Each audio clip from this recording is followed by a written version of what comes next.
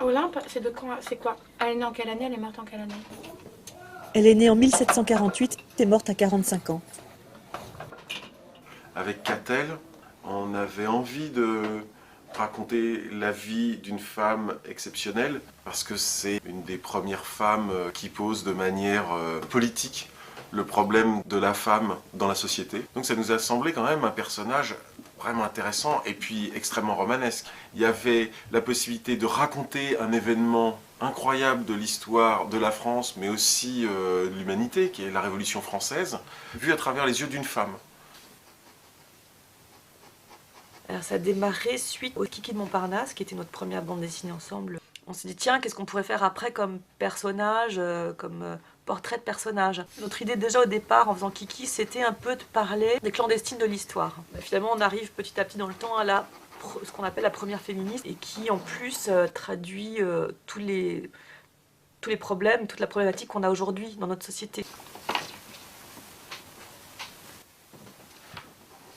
L'ancrage peut totalement changer l'esprit de la bande dessinée.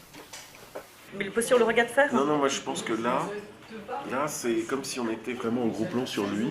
Ouais. Et l'image suivante, là on est peut-être sur une grande image, où il est sur le cul, le petit Pierre.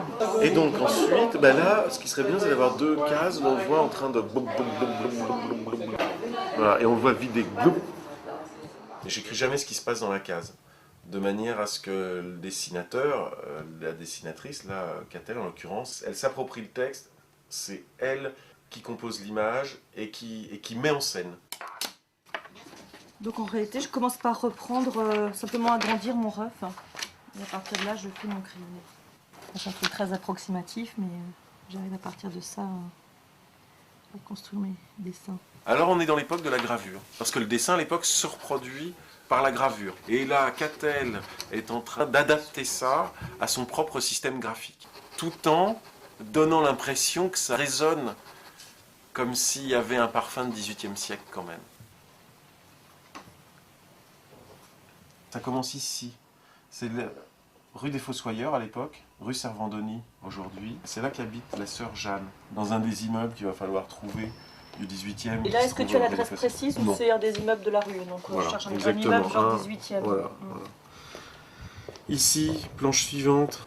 On peut penser qu'elle repasse par le quai de la Mégisserie, qui existe toujours, pour arriver au Palais Royal, qui reste quand même à l'époque le centre de Paris, le centre de la France, le centre du monde.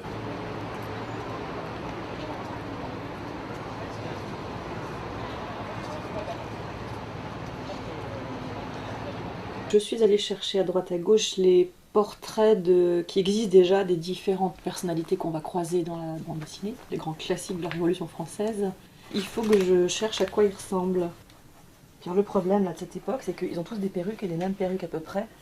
Ce qui fait que pour les reconnaître, les différencier les uns des autres, avec 3 points de trait, il faut arriver à donner une personnalité qui font qu'ils seront plutôt eux que Tintin. C'est une énorme vedette, Voltaire. Donc, il est sur les billets de banque. Donne-moi une fois un Voltaire vieux.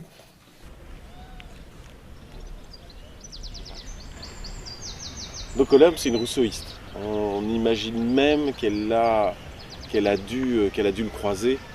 Forcément, Paris est tout petit à l'époque. C'est vraiment un des pèlerinages des Parisiens, de tous les Parisiens. Donc on peut imaginer qu'ils viennent ici pour voir la tombe de Rousseau.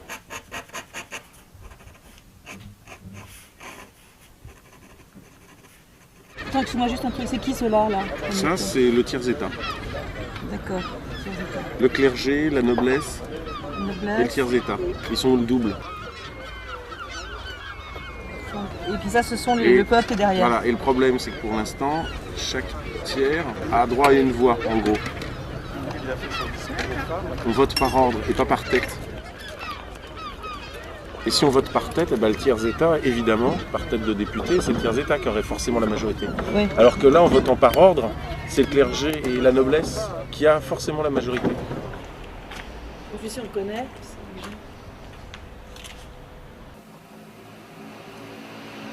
Voilà, Olympe, le coiffeur qui est un noir. Elle explique sa situation à Olympe, qui découvre en fait toute l'injustice sociale et raciale, ce qui va faire qu'elle va écrire la fameuse pièce L'Amour et Mirza. Elle est jouée à la Comédie Française, c'était son rêve. Et alors là, c'est grosse ambiance parce que il y a la moitié de la salle qui hurle au scandale et l'autre moitié qui hurle bravo, c'est merveilleux. Il est écrit qu'elle habitait à l'angle de la rue du Théâtre Français et de la place du Théâtre, qui est celle-là, qui maintenant sont devenues la rue de l'Odéon et la place de l'Odéon. Super. Voilà, ce qui est important, c'est l'article 10 et l'article 1. La femme naît libre et demeure égale à l'homme en droit. Les distinctions sociales ne peuvent être fondées que sur l'utilité commune. Mais voilà, je me dis que c'était bien d'avoir une double page dans le livre avec vraiment cette déclaration. Et puis je me suis dit, mais finalement, il est important que tout le monde puisse la lire à un moment donné, en entier. Après, il passe dessus rapidement ou il s'arrête juste sur un article.